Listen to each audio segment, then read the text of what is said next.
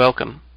I'm Sebastian Mahfood, and you're listening to WCAT Radio, the on-air wing of En Route Books and Media, bringing you the dulcet sounds of Catholic wisdom with Bob Olson, who will now introduce today's show and speaker. WCAT Radio presents I Thought You'd Like to Know This Too, which is the Friday edition of a program on Monday that we call I Thought You'd Like to Know This. And this is a program that brings us very interesting people who may have a message for you. And today our guest is Lisa Fortini-Campbell in Chicago. And welcome, Lisa. Thank you, Bob. It's a pleasure to be here, and I'm glad to have this opportunity. And you tell us that you are a midlife convert to Catholicism at 53 after 40 years as an atheist. So how did that happen? Well, it's a very interesting, happy, and very blessed story. So I was born into a Christian family and baptized as a Lutheran as a little baby, and went to church with my family all the years of my young childhood, like so many people do. I was raised in a Lutheran church, and by the time I was 13, I think, like a lot of kids, it happens to us, I just gradually began to question what was true, what wasn't, and slowly moved away from faith, to the point that by the time I was in college, I would say I was very certain that faith was a leftover superstition that was nice for some people, but not for me. In fact, when my husband and I got married, I think if I'd had my absolute druthers, I don't even know that we would have been married in a church, but we were married in the Lutheran church. It would have just killed our grandparents and our parents, I think, if we had not been. But from that point forward, I spent 40 years without ever going to church at all, thinking about it at all, not missing it at all until I was about 53. And there was nothing wrong in my life at the age of 53. I'm still married to the man I married when I was 19. We'll have our 42nd wedding anniversary in September. I have a very happy life, a beautiful career, and just all good things. But I think the question that nagged at me and was the spark that began the conversion was the question, how good a person am I really? I think I am a good person, but am I the best I could be? Perhaps not. You know, you see in your own life a tendency towards irritation or arrogance or the disposition to get a little angry at people without much provocation, and you wonder, is this the best I could be? So I was very blessed in my life that God put in my path a wonderful man named Brad Bennett, who actually was a client of mine in the business that I have. And Brad is just an extraordinary man. I think one of these people that you would say light just emanates from him. He's the kind of person who behaves differently in the business world than a lot of other people do. He's always patient, looks for the positive in things. When he corrects people, he does it with their best interest in mind. He is somebody who responds to others rather than reacts, and he just was a very attractive person to me. So we got to be friends through the course of our work, and one day he and I went out to lunch, and I said to him, Brad, where does this light come from? And Brad said to me, from Jesus Christ, my Lord and Savior. Now, you could have knocked me over with a feather. That wasn't what I was expecting, and I didn't even quite know how to respond. But Brad is a wonderful man. And so he intrigued me, even though what he said wasn't immediately attractive to me. Now, Brad belongs to a big megachurch that maybe you've heard of here in Chicago called Willow Creek Community Church. Bill Hybels is the founding pastor of this church. Do you know this one? And yes, I knew some football players that used to go there too. Yes, well, it's the typical megachurch on which an average Sunday service has 5,000 people. And Brad made it very clear that I was welcome to go anytime I wanted. Now, I am a psychologist by training, so human psychology, human motivation, human behavior is very interesting to me. So in the mind of a kind of scientific exploration, I went one Saturday night to Willow Creek with Brad and his wife, and my husband came along, and 5,000 other people. Bill Hybels was teaching that night, and he was beginning with a story from Samuel, of little Samuel hearing a voice in the night, and Eli saying to him, no, go back to bed, I didn't call you. And 3 times Samuel comes until finally Eli realizes that it's God calling Samuel, and says to him, as you know the story well, that he calls again. And say, speak, Lord, your servant is listening. And Bill Hybels was making the point that God calls us all the time in this quiet, insistent voice. He never, ever stops calling, whether we hear it or not, whether we push it away if we do hear it, whether we follow it for a bit and drop it away. The voice never, ever, ever stops calling. So, for some reason, sitting there that night, I just thought to myself, I wish God would call me. And so he did. Slowly but surely, I more and more began to feel something in my life that was pulling me towards something different. And following that along, little by little, I was drawn to the Roman Catholic Church, which still surprises me because I grew up in a family of Lutherans. My mother and father were Lutheran. My mother's parents were Protestant, Church of Christ, I believe. My husband's family is all Lutheran. My dad's family was Roman Catholic, but my father had left that church as a younger man, and most of his brothers and sisters who were raised in that faith have let it go, except for his brother and his wife. So there was nothing really that prepared me for Roman Catholicism particularly. I had very little experience of it, but that's the path I followed. And my friend Brad, I have to say, as an evangelical, made no attempt whatsoever to pull me in his direction. He wanted me to go in the direction he thought God was calling me. And so all through my walk up until my confirmation, Brad supported me in that role. When it came time for me to be confirmed in the church, and the priest who was helping me at the time with my catechesis said, "Who do you want as your sponsor?" And I said, "Well, I want Brad." And he said, "Well, Lisa, you can't have Brad. You've got to have a Catholic." But even to this day, Brad Bennett still walks with me and has taught me so much and has been truly the single best Christian friend I've had over these many years. So then you met Father Joseph Henchey, who was your first confessor, and you said he was the teacher of the young priest who helped you through your instruction. Yes, this is true. So I did not go through RCIA as many adult Catholics do. I had the benefit of the young associate pastor at St. Francis Xavier Church in Wilmette, just outside of Chicago here. His name was Father Peter Wojcik.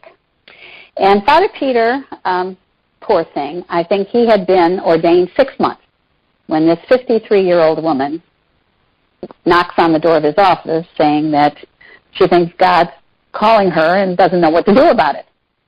And so Father Peter was very lovely and took me under his wing and helped me through my instruction.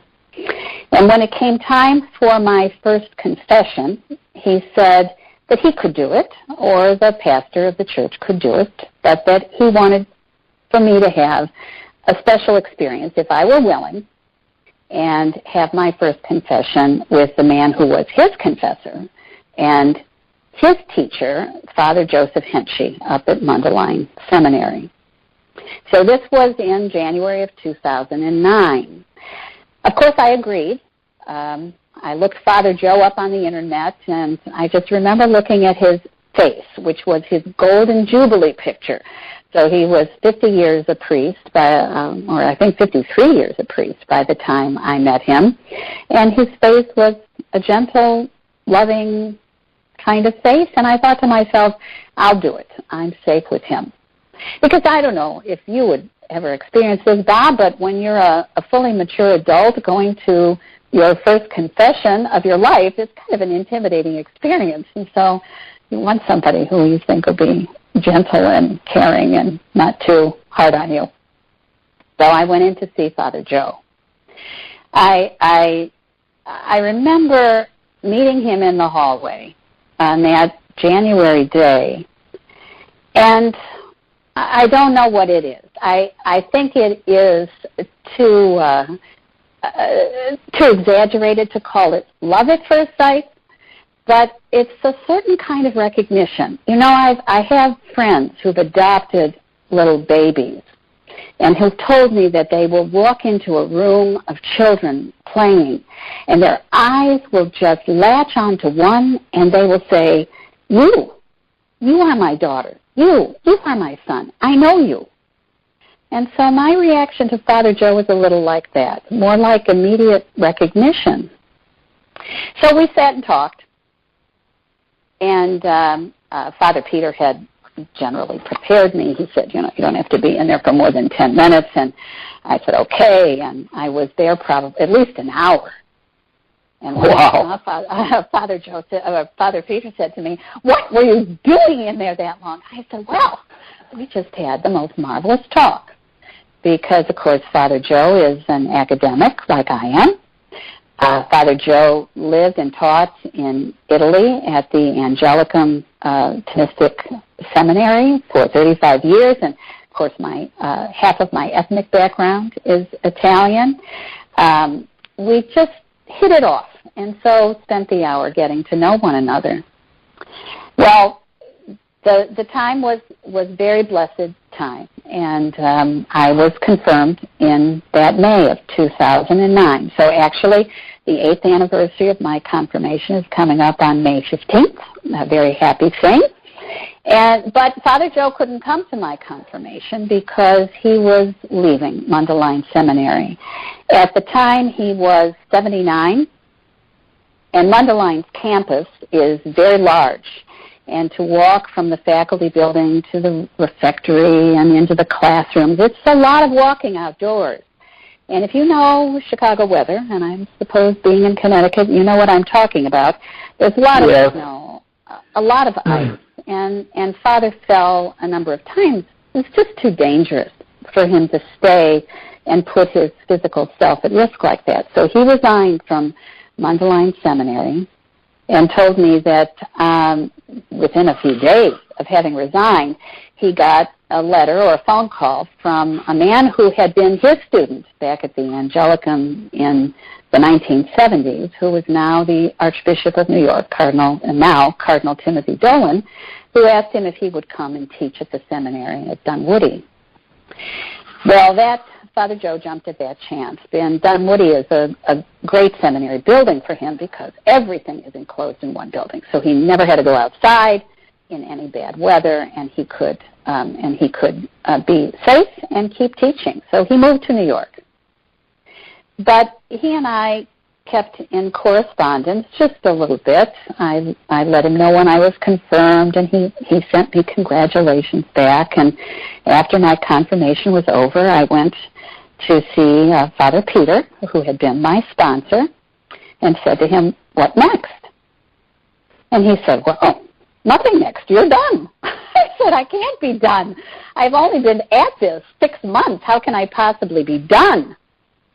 And he said, well, okay, maybe you need a spiritual director, and I can suggest to you some lay people who perform that service for people quite well.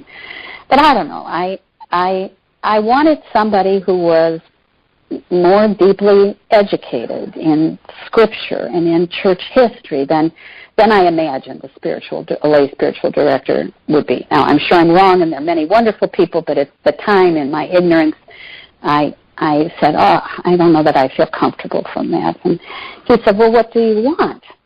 I said, well, I'd like to have a priest. And he said, well, Lisa, priests often can't serve as spiritual directors given all the other demands on their time. And besides, if you had a priest, who would you want? I said, well, I would like Father Joseph Henchey. Father Peter just laughed out loud. He said, Joe Henchey, come on, this is an emerald among priests. There's no way that he's going to have time for somebody like you. So I left Father Peter's office, and I went into church, and I knelt down and felt very sad. And then all of a sudden, into my mind came the idea, write him an email and get on a plane. So I thought, why not? I'm a perfectly free adult person. Southwest Airlines flies to New York. It's not that expensive. What if? I just asked Father Joe if I could come out once every 6 weeks and spend an hour with him. So I wrote to him. And he wrote back immediately. He said, oh, my dear, this is so expensive. I would be happy to do this, but I can't imagine you spending your money this way. I said, now, Father, no, I've got money, and this is what I want to do with it. So he said yes. So in August of that year, 2009, I went out to New York to see him, and we spent an hour together. He gave me The Imitation of Christ to read as my first book, which scared me half to death, I have to tell you. And then I went back 6 weeks later in November, and we met again, and we have been in very regular touch ever since. So through our time together, he's taught me to pray the breviary, which we do when he was living in New York, very frequently on Skype. So we would get on Skype and say the offices together, and that, of course, is a catechesis itself, reading the Psalms, reading the Magisterium, reading the Gospel. You learn so much day after day, office after office. So I've had that great blessing. And then we became even better friends at the time when Father Joe had a very bad struggle with pancreatic cancer about 5 years ago. So shall I tell you about that, Bob? Is this yes. Yes, tell you about that. So Father Joe was, we would talk often on the phone, and one day he asked me if I knew what a calorie was. I said, a calorie? You mean like in a food calorie? He said, yes.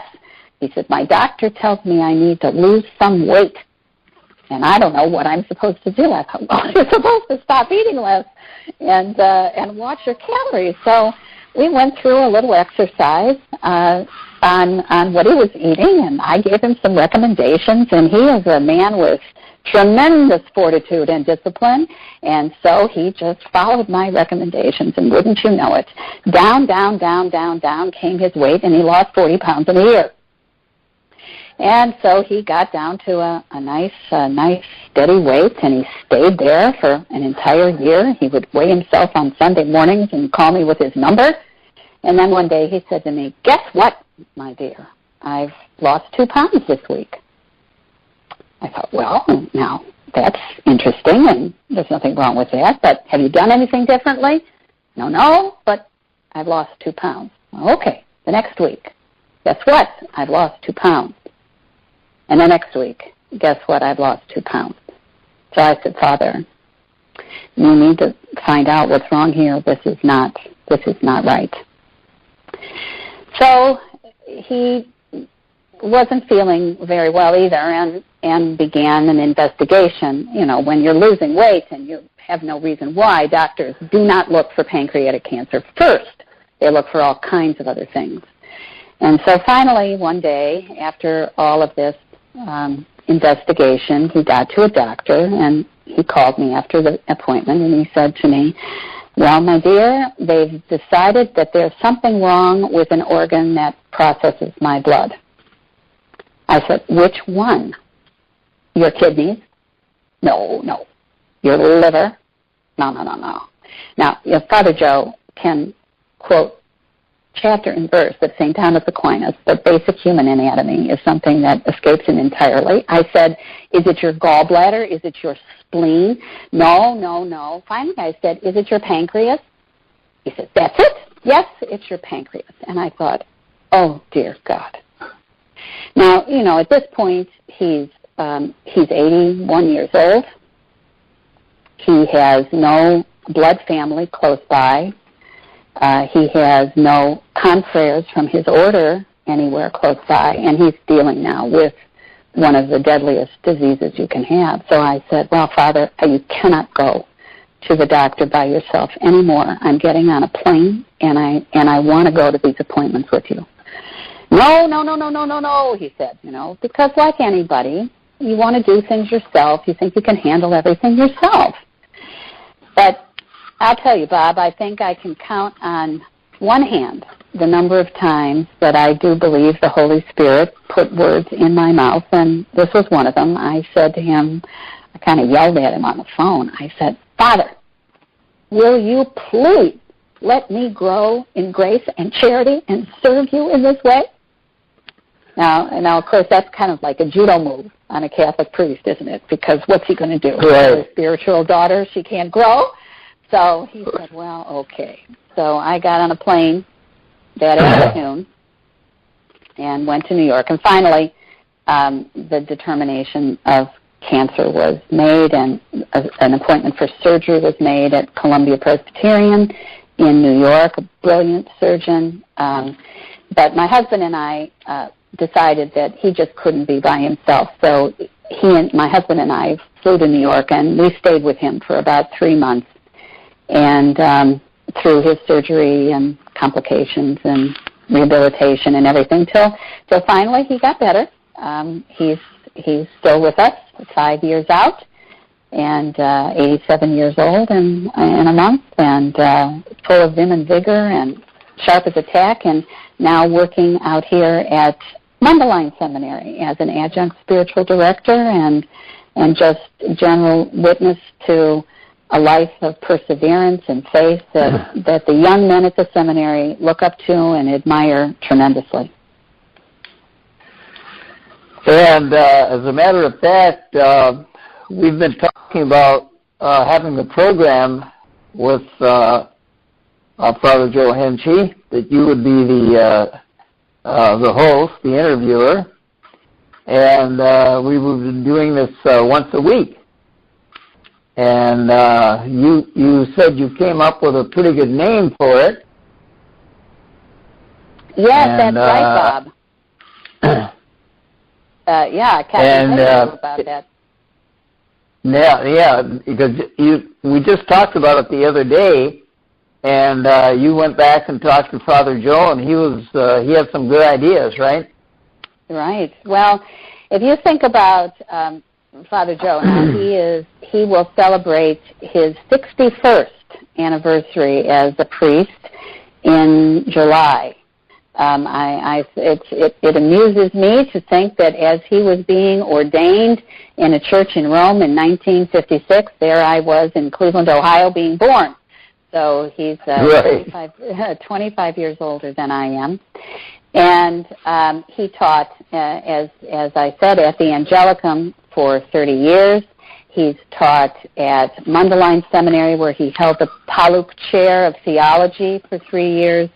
He's been he was at Holy Apostles in Cromwell, Connecticut in the earlier years of his ministry. He's taught at Dunwoody, Pope John.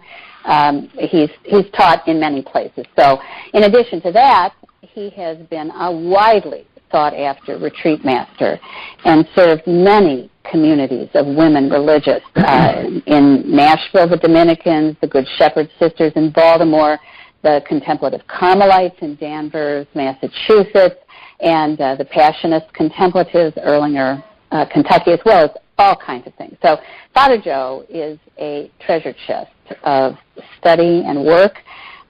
He's given courses and retreats and practically never given the same one twice. So his resources are huge, but his strength is not. And so teaching in a seminary, a regular class load, isn't within his level of energy anymore. And frankly, the travel to give courses in lengthy retreats in women's communities is also too tough as well. And so he was interviewed on Mary Schwartz's program a couple of weeks ago on the subject of hope. And that's when I kind of got the idea that maybe your listeners would find a wonderful thing if I could open up this treasure chest every week and let him share some of the study, lived experience, and fruit of his prayer life with them. So we were talking about calling it Duc in Altum, after the phrase in Luke's Gospel, Jesus says to Simon, push out into the deep, push out into the deep. And so that is the place where we find trust in God, where we find peace and rest. And so I think that'll be a bit of the framework around which Father Joe will offer his remarks. And I'll serve as his interviewer, a bit like you're doing with me now. Ask questions, help keep it going, and draw out of him some of the wonderful wisdom to share with us. And so that'll be coming up shortly, in a couple weeks or so. And now we want to talk about you and your husband, Alan. You serve as Father Joe's healthcare proxies. And when the possibility of coming back to Mundelein Seminary here in Chicago came up 2 years ago, you said the rector and other decision makers were comfortable inviting him to be an adjunct spiritual director. I guess you mentioned that, as long as Alan and you would care for him and his daily needs, and that's what you did, right? Yes, that's what we did. And so Father Joe is a member of the Congregation of the Sacred Stigmata. It's a small religious order that started in Verona, Italy in 1816. Their founder is canonized St. Gaspar Bertoni, and their mother house is in Rome.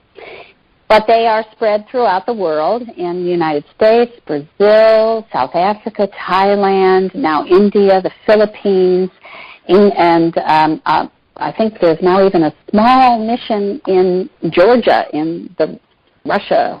So it's around. But there are not a lot of people, and the order in the U.S. is pretty small, and mostly of men who are of retirement age. So there are not a lot of people in his own congregation who can care for him while he's away from their retirement home. And in their retirement home, there isn't a lot for him to do, but if he's out and about, there is a lot for him to do if somebody can take care of him. So a few years ago, a friend of his from his Mundelein days back in 2009 was visiting and said, we could really use spiritual directors who have some wisdom for our young men. And wouldn't it be wonderful, Father, if you could come back from Boston, where he had been retired for a couple of years, to Chicago?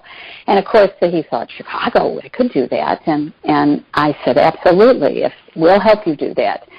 So the rector of the seminary, Father John Cargi, and the vice rector, Father Tom Bema, and many of the other faculty who had known him said, we would love to have you, but we can't care for somebody who's not completely independent. But if you and Alan will watch over him and continue to serve the way you did when he was ill, then we'd love to have him here. So that's what we do. Father Joe stays with us when the seminary is off, and on weekends, and we take care of what he needs, and he goes back to the seminary and works, and then comes home at the end of the week. So that's the arrangement we've got, and we hope we can keep this going as long as we can. To me, he's, that psalm that says that there's a line in it, still full of sap, still green. He is like an ancient cedar tree, still full of sap, pushing out new leaves here and there, and all he needs is, like any of us, a little bit of help, and so that's what we're there for. And you said to Sebastian the other day that you are his Philothea? Yes. Well, it is a little bit like that. I mentioned that when I first met him, he gave me Thomas à Kempis to read. And after I read it, I thought, my goodness, The Imitation of Christ is quite a severe, very severe book. And I know it's meant for monastic people, but I read it, and when I went back the next time to talk to Father, I said, well, this seems very severe for somebody like me. And he said, well, my dear, we call it the via negativa. And I said, well, Father, is there such thing as a via positiva? Because I think that would have been more appropriate for me. So at that point, he handed me Introduction to a Devout Life by St. Francis de Sales, which is much more of the via positiva that resonates with me. And as you know that book, it's done a bit as spiritual direction for a person that we now think was St. Francis de la Chantal, or Jean de la Chantal, and he calls her by a made-up name, Philothea. I guess would that mean? I'm a little out of my Greek depth here, but friend of the Lord. So that is a bit the way I am with him. He has been my teacher and my inspiration, and I'm a bit his spiritual daughter. He educates me a lot, and happily I have the chance to enable him to keep his ministry going and the fruits of his mind useful to the world. So as part of your conversion, you became a hospice volunteer, and you've been doing that for a while. Yes, I have. I became a hospice volunteer as part of my conversion because I would say we could say that I lost a serious battle with Jesus over Matthew 25. So I started out in RCIA, and one night we had a professor come to talk to us about our duties as Catholic people, and she spoke about Matthew 25 and the call to serve with our own hands. Now, at that point, I was someone who was becoming a softer, more generous person, and it showed itself up first with money, being more generous, giving money to the church I was attending, to good causes, serving in that way. But I wasn't doing anything to serve the sick or the elderly or the imprisoned or in any way that it's talked about in Matthew 25. And this particular professor said that, well, many good Catholics they think they're good Catholics at least because they're complacent enough and they give money enough. But Jesus said it in Matthew 25. We separate the sheep from the goats, and unless you do these things, you're going with the goats. Now, it upset me a lot, I have to say, and it was quite a crisis, really a crisis.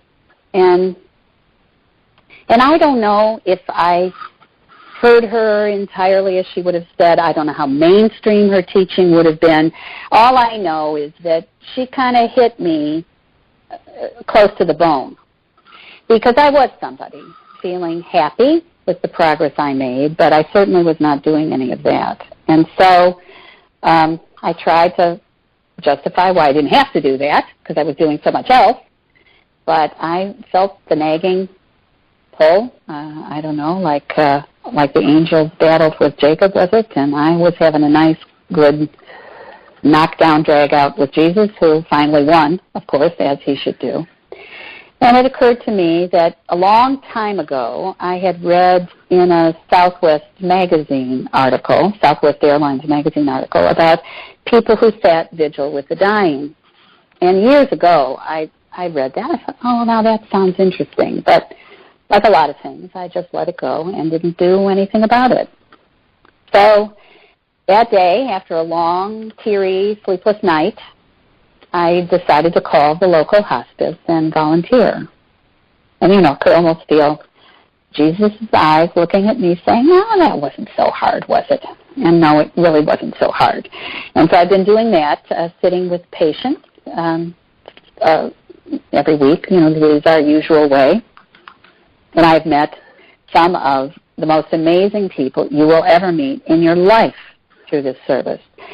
When they train us as hospice patients, they always say, you think you're doing good for people, and you are doing good for people, but you will find that they do you even more good. And I have found that to be absolutely, absolutely true. These people have been great blessings in my life, and they have been models and witnesses, and they're not Catholic, many of them. It doesn't make any difference. They are just people at a stage of their lives where they know the end is coming, and they become different. They become different. And so, to me, I always think of them as gradually, their bodies sloughing off, and like the psalm, they're being robed in the gold of the Queen of Ophir. And I can almost watch it in front of my eyes, even though their eyes are sometimes sunken in. They're very frail and thin, and their hair is white, and, they're sometimes not awake, but that's what I see, and it's a constant inspiration to me. Well, along with this, you must have been pretty well known, because you said you've been invited to give a variety of reflections to various groups of Catholics here in Chicago. And one was when Cardinal George asked you to address the annual Priest Day in Chicago on the topic of new evangelization. How did they find out about you? Well, I am a professor at the university, so I'm quite used to speaking in a variety of contexts. And Father Peter Wojcik, who was my sponsor, the young man who was Father Henchey's student, that year, back in 2013, happened to be on the committee that was to select someone for Cardinal to sponsor. I see. So Father Peter brought my name forward, and I guess at the beginning there was a little skepticism, because to my understanding they had never asked a woman to speak to the priest before who was not a woman religious, and they'd never asked a lay woman, and they'd never asked a convert. And so I think Father Peter told me Cardinal George was a little skeptical, but he said, no, this will be fine. So they invited me to give a lay person's perspective on the new evangelization. And like everything that I talk about in all the various speeches that I give here and there, I believe that the best way to evangelize is through witness. And by being a luminous Christian, people are willing to consider maybe that Catholics aren't what they thought they were. Maybe Christianity is better than they thought it was. And so that was my topic. My speech was called Guess Who's Coming to Dinner, which was which was drawn from the movie you may remember with Katharine Hepburn and now I'm having my senior moment and can't think of the guy's name, Katharine Hepburn and Spencer Tracy. Yeah, I know who you mean. Right, you know the movie. I can't think of it either. Well, the idea is these two people are very liberal-minded people. San Francisco, wealthy, upper-class people. They have a beautiful daughter they love, and she wants to get married. She wants to bring her intended home, and it turns out to be Sidney Poitier, the famous African-American actor. So here, these people are in a dilemma. What do? They are liberal-minded, but the idea of their daughter marrying outside her race is not a very easy one to digest. On the other hand, if they don't bless this marriage, do they risk losing their daughter? And so they're put in this dilemma that we psychologists call cognitive dissonance. You just have two irreconcilable things you're holding simultaneously, and they are driving you crazy, and you have to let go of one. Mm-hmm. Either you have to say, well, I'm interracial marriage, I'm not standing for it, you go do this, you go away, and that's fine, you lose your daughter. Or you say, well, I love my daughter, and maybe I shouldn't judge someone by the color of his skin, but by the content of his character, and maybe this marriage is okay. So if, of course, the movie ends in that way, they give their new son-in-law their blessing, and they have now opened up into a broader definition of love. So this was my point to the priest, is that happy Catholics, luminous Catholics, joyful Catholics can throw the world into confusion, because we can be people who are lights, who make other people say, who are you? What's going on here? What is behind this? And you're Catholic? Well, maybe that isn't what I thought it was. So Pope Paul VI said the same thing. People believe witnesses more than they believe teachers. The best teachers are witnesses. And so that was my topic, was to try to be myself a representative of happy Catholicism, joyful Catholicism, luminous Catholicism, and to encourage the fathers to be that way themselves, to encourage that among their parish, so we confuse the world in a good way and open them into a broader sense of joyfulness. And I've watched it happen in my own life. It must have been pretty well received, because in November 2015, you were asked to be the keynote at the Chicago Archdiocese Catechetical Conference and spoke after Cardinal, is it Cupich? Cardinal Cupich, yes. Well, once again, Bob, I'm connected to Father Peter Wojcik, who now has a job in the Chancery, and he is in charge of parish vitality, and the whole catechetical thing falls underneath him. And so once again, he invited me to address the conference. It was a great opportunity and a wonderful thing. And my talk there was called The Teacher as Witness, and it's the same idea. It really is the same idea, that encouragement that comes as we are just luminous witnesses of our faith, so that people say to you, like I said to Brad years and years ago now, where does this light come from? And you may not convert anybody, knock them off a horse like Jesus did Saul, but you soften people up a little bit. I've watched this happen in my own life. I come from a largely Lutheran family, largely from a family, many of whom are not practitioners of any faith. I don't have friends who have faith at all. My husband did not join me in this journey, and so.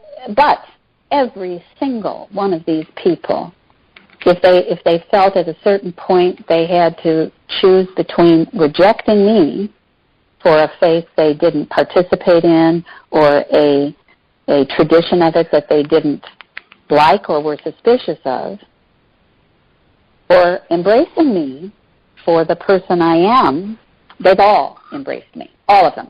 all of them.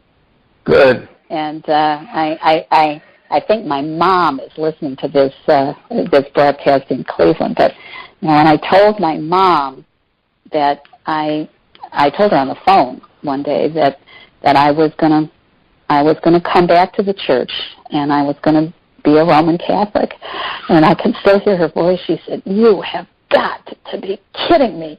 But my mom is my mom, and has been with me on this journey. She came to my confirmation. She comes with me to Mass whenever she's in town, and she has been a lovely example of a person who lets love through. All the lattices, she lets it through, because it's the Christian way to be. Now, I didn't realize this, but this was just during Lent that you gave that reflection called "What I Learned About Living from the Dying"? Yes. So I was invited by a nice group of people, this time not through Father Peter Wojcik, but through other connections, to speak. We have a group of people here called the Catholic Professionals of Illinois, and the founders of that organization are trying very hard to foster continuing adult formation, which, as you know, in many Catholic parishes can be a little spotty.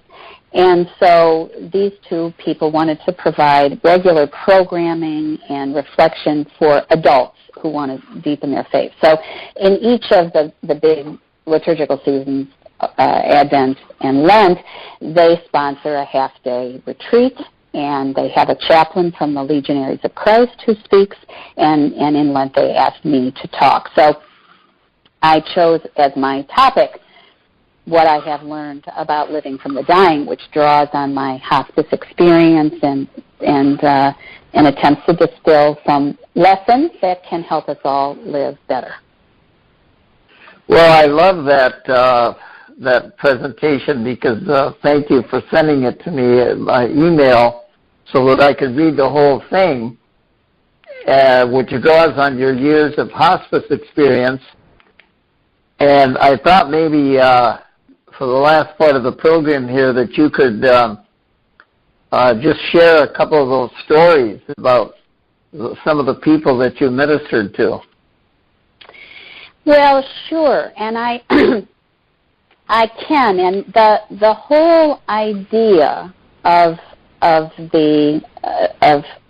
spiritual being, our life as spiritual beings, is predicated, of course, on the idea that the best is yet to come. That even though our bodies are getting old and dying, that we live our lives going from the strength of youth to the savvy of middle age, to eventually a time in our lives where we deteriorate in many ways. That is the physical arc of life, but the spiritual arc of life is up, up, up, up, up, up, up. And that is what I have been able to see in my hospice patients. I think the fundamental idea of what I tried to get across in that little talk is that one of the things that holds us back from our growth towards eternal life is our love, deep love, and clinging to our physical life. You know, most people would rather be younger than they are when they're old. And that's why, Father Joe is an interesting man. If I say to him, what are the best years, or what were the best years of your life, he'll say they're right now. Now, he's a man who can't see well, hear well, walks with a cane, has had a Whipple procedure on his pancreas. He's got all kinds of physical limitations. But for him, the spiritual life is up, up, up, because I think he has managed to find a detachment in living that most of the rest of us do not. Now, in hospice, of course, when you enter hospice, this is a Medicare benefit, as you probably know, that comes into action when your physician believes that you've got about 6 more months of life left if you do nothing to stop the progression of whatever is wrong. So just to enter hospice is an admission that it's almost over. And during that process, for many people, and many of the people I've visited, there is a kind of letting go, a real letting go. That doesn't mean they didn't love their life. It doesn't mean that life now isn't difficult, but there is a sense of settling into a relaxation, like the Psalm says, a child in his mother's lap.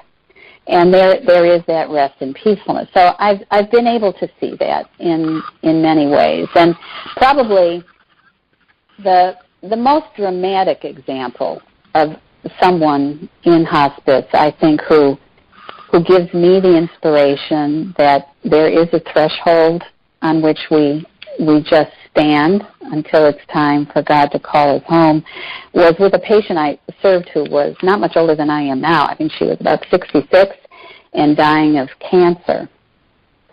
And I went with a priest from the Society of the Divine Word, who was at the time the chaplain of our hospice, to visit the people and offer Holy Communion if they were Catholic in what we call our inpatient unit, where people come temporarily if there needs to be some 24-hour vigilance over their medical condition.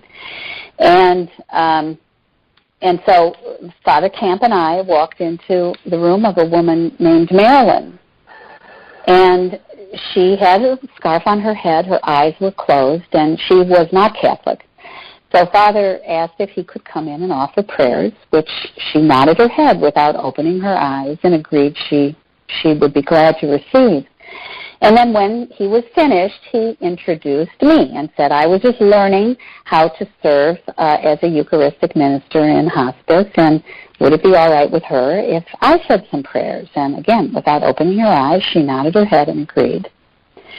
And then I thought, well, I had been the reader at Mass that day.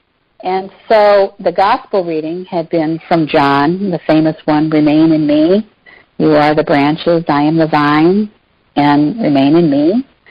Love me as I love my Father, and my Father loves you," and all of that together. So that's what I read to Marilyn that day.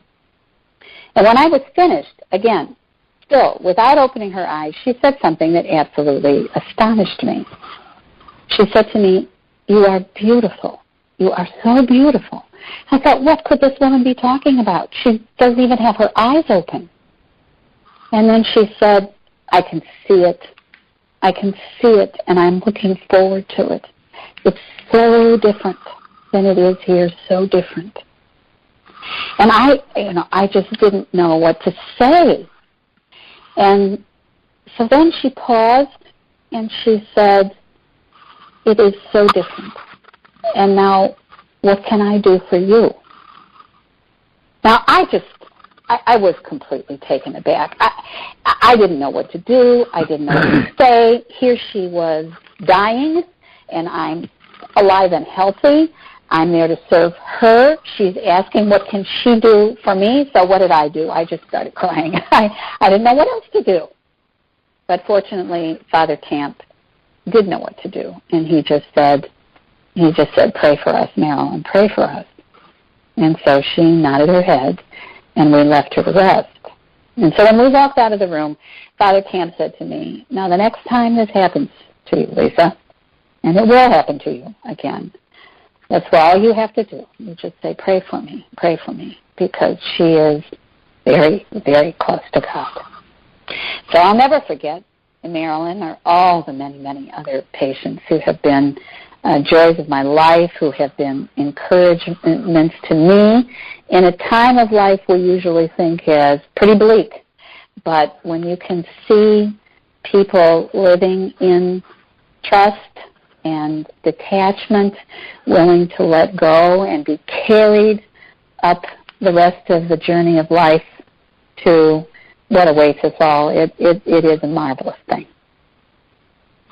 That's beautiful. I'm glad you shared that Now, just in closing here, you mentioned that you're a professor at the Kellogg School of Management at Northwestern University, along with all this hospice work and with Father Joe and so forth, right?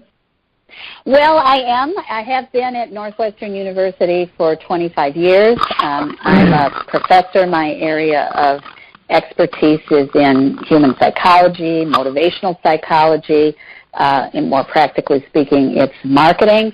But I am now at this point in my life winding that work down, and so redirecting it towards the kind of thing that the other things you described, my work with my hospice patients and the chance to do a little speaking and writing, and now this opportunity to help support Father Joe, do a little radio offering every week. Will take a lot of time, but will be a joyful thing to do. So that's the direction my life is going more these days. Now, as you taught in a secular university, what can you tell us about your faith and how it plays out in the work life? Well, just briefly, I think that we are far too cowardly much of the time in our expression of faith in our work world. The first time I remember after I was confirmed, I wore a crucifix into the classroom to teach, and one person came up to me and said afterwards, "My gosh, you're brave." I thought, brave? How can this be brave, to wear a crucifix in a classroom? St. Paul was brave. St. Peter was brave. Edith Stein was brave. This isn't brave.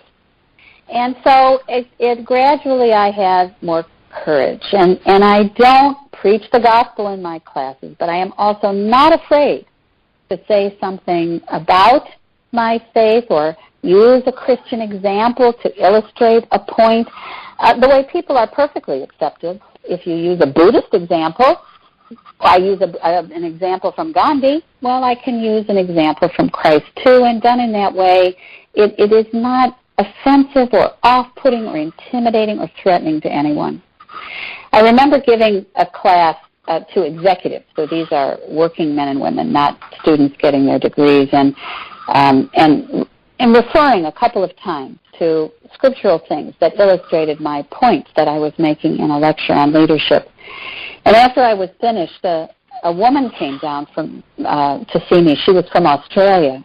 And she said, "You know, you're Catholic? I didn't know you were Catholic. I'm just visiting Chicago for the first time, and if I'd known you were Catholic, I would have gone to Mass with you every day." And then shortly after that, a man came down who was an evangelical Christian, and he said, "You know, I don't know if I would be as brave as you are saying the things that are part of your life, but now I wonder what's wrong with me, and why am I shy? If you're not shy, maybe I shouldn't be shy." And the last person who came down, I always still now think about with tears in my eyes, because it was a Muslim man from Malaysia. And he came down to greet me, and he took my hand, and he said, "I am Muslim, and I am honored to be in a class taught by a woman of faith." So I don't think we're brave enough. I think we can be more brave than we are in the right way. I agree. And we can be brave. Well, so unfortunately, Unfortunately, we're out of time, and we've been visiting with Lisa Fortini-Campbell. Just a wonderful, inspiring interview here today.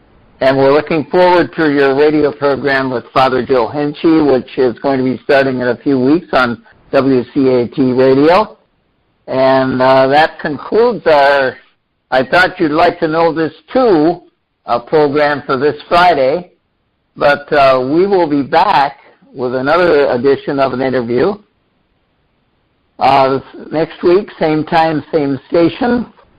And in the meantime, we just want to continue to thank Lisa for that beautiful presentation tonight. It came out so well. Thank you, Bob. It was nice to be here, and God bless you and all your listeners. And in the meantime, before next week, may God bless each and every one of you in the name of the Father, the Son, and the Holy Spirit. Amen. Amen. Bye-bye. We hope you enjoyed the program and will join us back for another show on WCAT Radio. This is Sebastian Mahfood. Good day.